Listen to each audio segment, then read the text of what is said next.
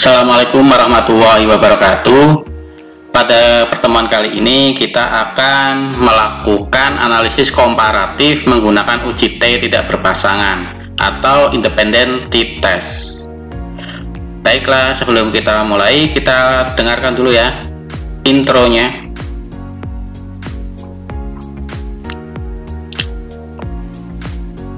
Intro mana intro? Sebentar ya, sedang saya siapkan. Seluruh kota merupakan tempat bermain yang asik. Oh senangnya, aku senang sekali.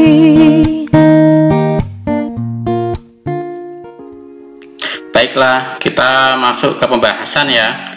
Sebelumnya kita mengenal dulu apa itu uji T tidak berpasangan. Bisa minta tolong Mbak Google, bisa dijelaskan? Oke.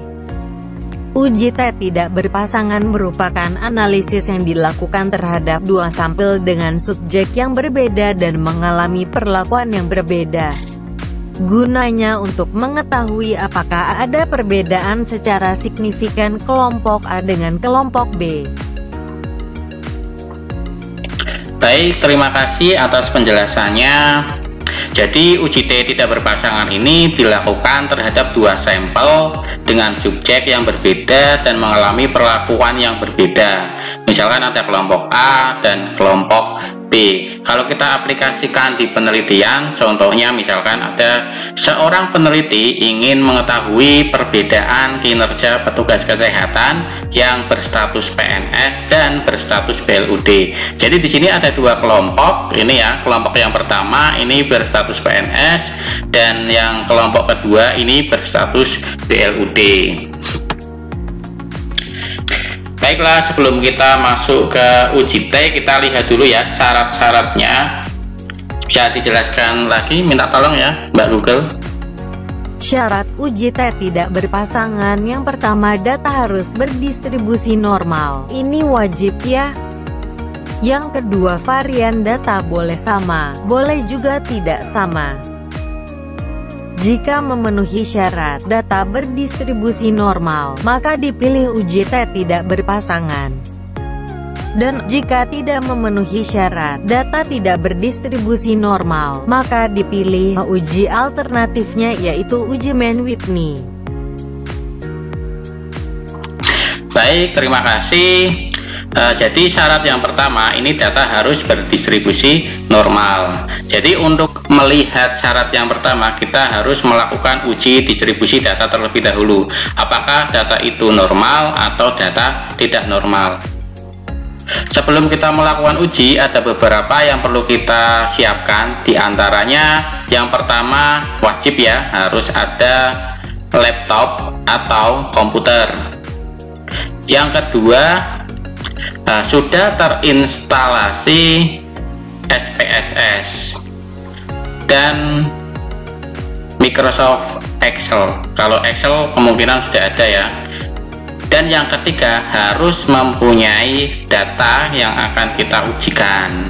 Tapi tenang saja, saya sudah menyiapkan untuk datanya. Kalian bisa langsung download di link yang ada di layar atau bisa langsung klik di deskripsi. Baiklah, sambil menunggu download selesai, jangan lupa subscribe, like, share, dan komen, serta nyalain lonceng notifikasinya.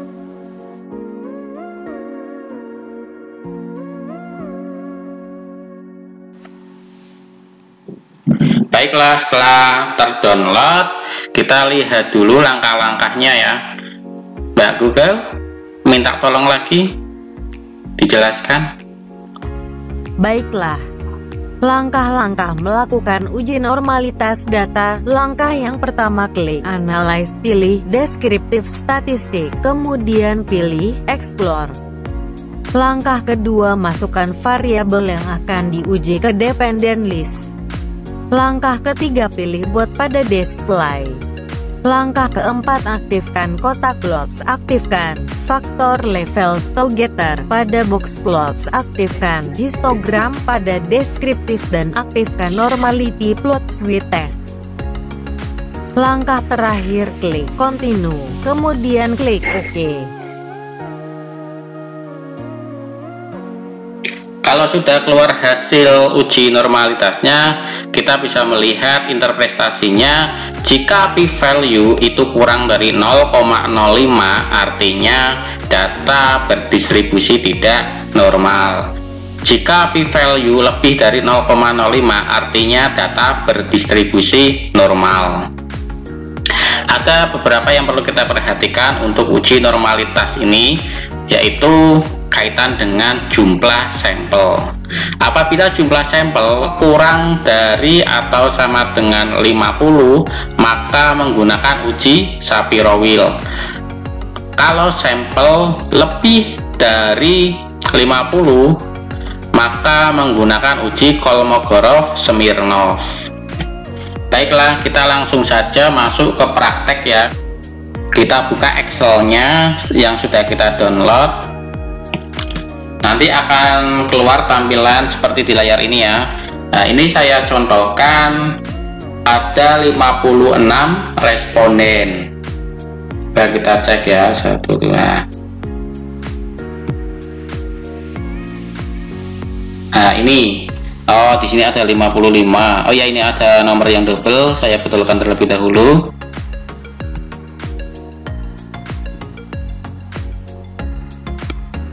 Nah, ini ada 56 sampel. Jadi kita lihat syarat tadi ya, bahwa kalau misalkan jumlah sampelnya lebih dari 50, maka menggunakan ujinya adalah Kolmogorov-Smirnov. Karena ini lebih dari 50, berarti nanti kita lihatnya di uji yang Kolmogorov-Smirnov.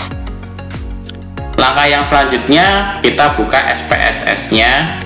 Kita buka kosongan saja ya.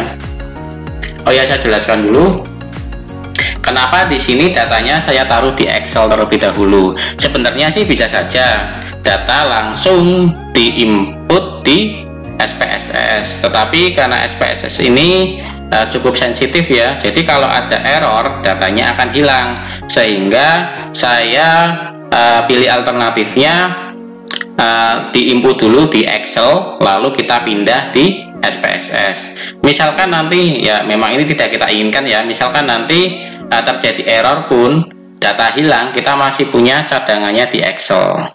Nah, pengalaman dari beberapa mahasiswa dan dari teman saya juga, itu ada waktu uji SPSS-nya error sehingga datanya hilang dan harus menginput ulang dari kuesioner. Daripada repot harus menginput ulang, mending kita inputnya di Excel. Apabila terjadi sesuatu atau error, maka kita bisa langsung copy paste kembali dari Excel ke SPSS. Kalau kita sudah buka SPSS-nya, kita lihat ya tampilannya, ada data view, ada variable view. Kita klik yang data view saja, tampilannya akan seperti ini. Lalu kita copy data yang di Excel ke SPSS. Kita blok dulu. Ini ada dua ya. Tadi ada data status kepegawaian, ada saya kode 1 dan 2. 1 itu kode untuk PNS, 2 itu untuk petugas yang berstatus BLUD. Sedangkan yang sebelahnya ini data kinerja petugas kesehatan. Kita copy saja langsung dua-duanya ya. Berarti yang kita copy itu bukan nomor respondennya, tapi yang di bawah status kepegawaian dan kinerja petugas kesehatan ini. Kita langsung copy dua-duanya saja. Lalu kita pindah ke SPSS-nya. Jangan lupa waktu kita paste ke SPSS, pastikan bahwa angka yang di sebelah kiri ini ada angka 1 atau yang paling atas. Jangan sampai misalkan kelewat di nomor 3 atau di nomor 5 atau di nomor 7, karena nanti akan keluarnya missing. Karena yang di atas ini kosong, akan keluar titik, nanti kalau dianalisis keluarnya missing. Jadi pastikan waktu kita copy paste ini, paste-nya pastenya di angka 1 ini ya. Kita paste di sini. Ini kan masih data kasaran ya, kita edit dulu di variabel view. Tadi variabel 1 ini adalah status kepegawaian, kita singkat aja, misalkan di name kita tulisnya stat underscore. Nah, karena di name ini nggak boleh panjang-panjang ya, diupayakan tidak boleh lebih dari 8 huruf, jadi kita bisa menyingkatnya. Tetapi kita bisa tulis lengkap di label yang ada di sebelah kanannya ini. Kita bisa tulis di sini lengkap, status kepegawaian.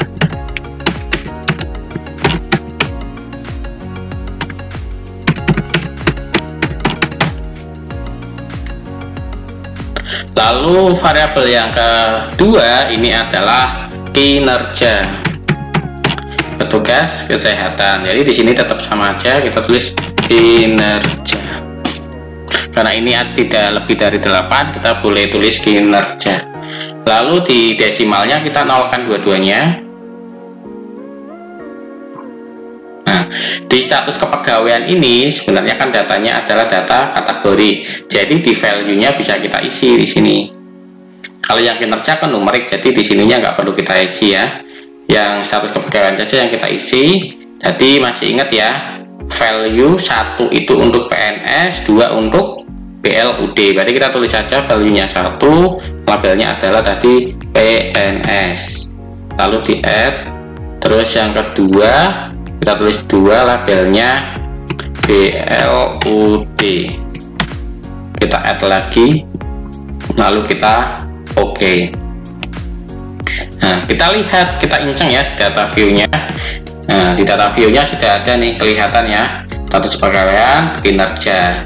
Nah, kita masuk ke analisis normalitas data. Berarti yang diuji normalitas data ini bukan kelompoknya, tetapi adalah kinerjanya yang ini, yang ada 42, 42, 29, 35, ini adalah nilai kinerja. Sekarang kita masuk langsung ya. Langkah-langkahnya tadi yang sudah dijelaskan Mbak Google. Kita klik aja langsung ke analyze, lalu pilih descriptive statistik, lalu kita pilih explore. Nah, kita masukkan ke dependent list ini ya, kinerja ini kita masukkan ke dependent list, lalu kita klik plot, kita centang yang di faktor ini, dan kita centang juga histogramnya serta normality plot with test. Nah, lalu kita klik continue. Setelah itu langsung saja kita OK.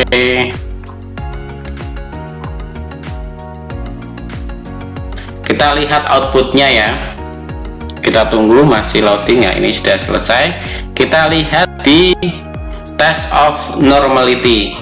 Karena tadi datanya adalah lebih dari 50, yaitu 56 ya. Ini ini adalah data, bukan datanya juga sih, sampelnya itu 56, maka kita melihat pada tes Kolmogorov-Smirnov hasilnya adalah 0,2. Berarti ini lebih besar daripada 0,05, sehingga bisa dikatakan bahwa data berdistribusi normal, sehingga syarat untuk uji T ini terpenuhi. Kalau syarat uji T ini terpenuhi, maka kita lanjut langsung saja ke uji T-nya. Langkah-langkahnya, Mbak, tolong ya langkah-langkahnya. Baiklah, saya jelaskan langkah-langkahnya. Langkah yang pertama, klik Analyze, pilih Compare Mean, pilih Independent Sample T. Langkah kedua, masukkan kinerja ke dalam kotak tes variabel. Langkah ketiga, masukkan status kepegawaian ke dalam grouping variabel. Langkah keempat, aktifkan kotak Define Group. Kemudian masukkan angka 1 untuk kotak grup 1 sebagai kode PNS dan angka 2 untuk kotak grup 2 sebagai kode BLUD. Langkah terakhir, klik Continue, kemudian klik OK. Baik, terima kasih. Sebelum kita lanjut ke prakteknya, kita lihat dulu ya interpretasinya. Jika nanti nilai p-value-nya ini kurang dari 0,05, artinya ada perbedaan antara petugas kesehatan yang berstatus PNS dengan yang berstatus BLUD. Jika p-value-nya lebih dari 0,05, artinya tidak ada perbedaan. Ini ada beberapa catatan yang perlu kita perhatikan. Minta tolong lagi. Baiklah. Jika nilai pi pada Levens test lebih besar dari 0,05 berarti varian kedua kelompok sama. Selanjutnya dicari p-value uji T pada bagian varian sama atau equal variance assume di kolom signifikan to tail. Jika nilai pi pada Levens test lebih kecil dari 0,05 berarti varian kedua kelompok tidak sama.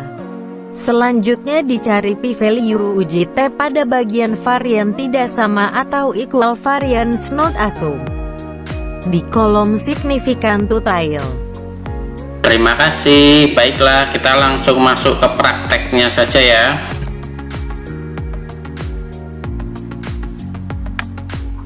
Langkah yang pertama tadi kita pilih analyze, kita pilih compare mean, lalu kita pilih independent sample t-test. Setelah keluar tampilan yang seperti di layar, kita masukkan kinerja ke test variabel, lalu status kepegawaian ke grouping variabel. Nah, kita klik di sini ada define group, kita klik. Nah, tadi grup 1 adalah kita kode 1 ya, grup 2 kita kode 2, lalu kita klik continue, langsung saja kita klik OK. Kita lihat uji variannya terlebih dahulu. Kita lihat di signifikannya, nilainya adalah 0,6, lebih besar daripada 0,05. Berarti kita lihat hasil uji T-nya adalah di sini ya, di varian sama. Berarti kita lihat signifikan di uji T-nya, yaitu nilainya adalah 0,526. Nah, kita lihat dulu tadi di interpretasi hasilnya, kalau nilainya itu lebih dari 0,5 artinya tidak ada perbedaan. Di sini nilainya 0,526, lebih besar daripada 0,05, artinya bahwa tidak ada perbedaan kinerja antara petugas kesehatan yang berstatus PNS dan petugas kesehatan yang berstatus BLUD. Dengan demikian, praktek uji T tidak berpasangan sudah selesai. Apabila ada pertanyaan, silakan tinggalkan pesan di kolom komentar. Semoga yang kita pelajari hari ini bisa memberikan manfaat. Wassalamualaikum warahmatullahi wabarakatuh.